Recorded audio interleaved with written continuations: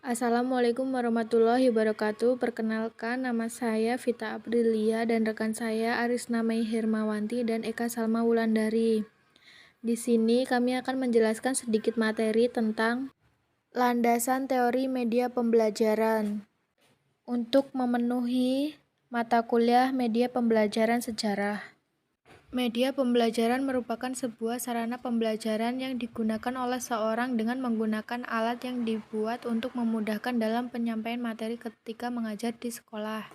Hal seperti itu sangat membantu guru dalam mengajar di sekolah dan merupakan solusi untuk membuat siswa senang ketika belajar dan tidak merasa jenuh.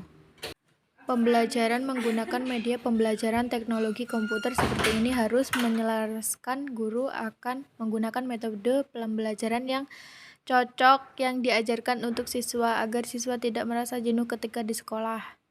Yang pertama, pengertian media. Kata media berasal dari bahasa Latin medius yang secara harfiah berarti tengah, perantara atau pengantar.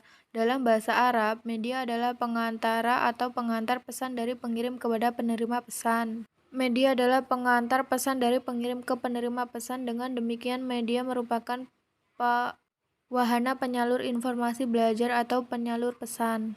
Berdasarkan Asosiasi Pendidikan Nasional, memiliki pengertian yang berbeda. Media adalah bentuk-bentuk komunikasi baik tercetak maupun audiovisual serta peralatannya. Media hendaknya dapat dimanipulasi, dapat dilihat, didengar, dan dibaca. Sedangkan menurut Association of Education and Communication Technology, media adalah segala bentuk dan saluran yang digunakan untuk menyalur pesan atau informasi. Pendapat di atas dapat disimpulkan media adalah alat yang digunakan untuk menunjang suatu pembelajaran sehingga pembelajaran tersebut dapat berjalan dengan baik. Pembelajaran merupakan terjemah dari kata intrusion yang dalam bahasa Yunani disebut instructus atau instruor, yang berarti menyampaikan pikiran. Dengan demikian arti instruksional adalah penyampaian pikiran atau ide yang telah diolah secara bermakna melalui pembelajaran, sehingga pembelajaran adalah proses terjadinya interaksi antara pendidik dan peserta didik serta sumber belajar dan media yang digunakan dalam upaya terjadinya perubahan pada aspek kognitif, afektif, dan motorik. Media sebagai bagian dari strategi pembelajaran. Strategi pembelajaran merupakan suatu sistem atau cara rencana kegiatan yang termasuk di dalamnya ada metode dan pemanfaatan sumber daya atau kekuatan disusun dalam mencapai suatu tujuan tertentu. Menurut Slameto dalam Yatim Rianto, menemukan strategi itu merupakan susunan terencana dan struktur.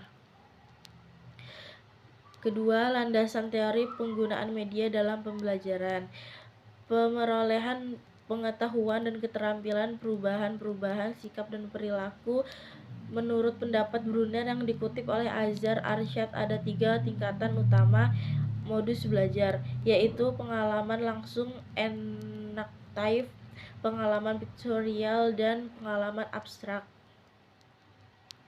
Ciri-ciri media pendidikan menurut Gerlach dan Eli dalam kutipan Azhar Arsyad menyebut ciri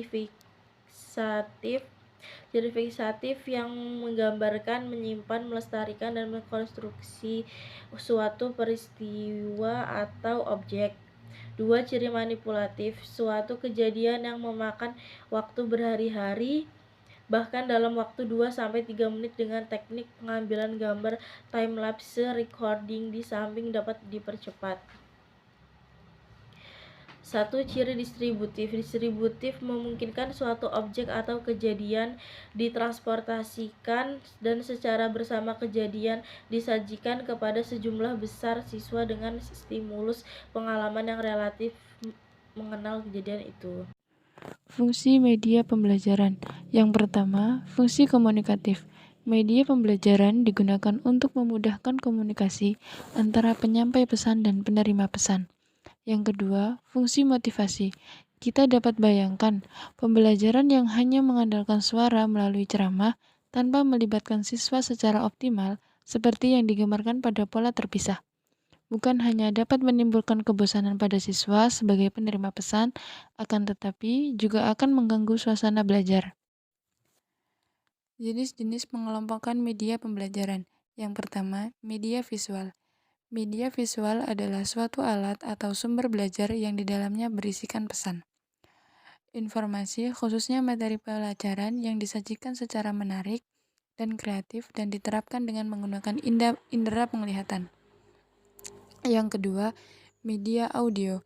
Media audio atau media dengar adalah jenis media pembelajaran atau sumber belajar yang berisikan pesan atau materi pembelajaran yang disajikan secara menarik dan kreatif. Selanjutnya, media audiovisual.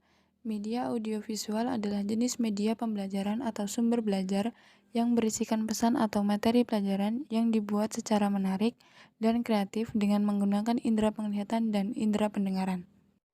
Kesimpulan dari materi tersebut adalah media pembelajaran adalah segala sesuatu yang dapat digunakan untuk menyampaikan pesan atau informasi. Penggunaan dan pemilihan media belajar itu sangat penting dalam kegiatan belajar mengajar. Karena media juga dapat menentukan keberhasilan dalam mencapai tujuan belajar mengajar.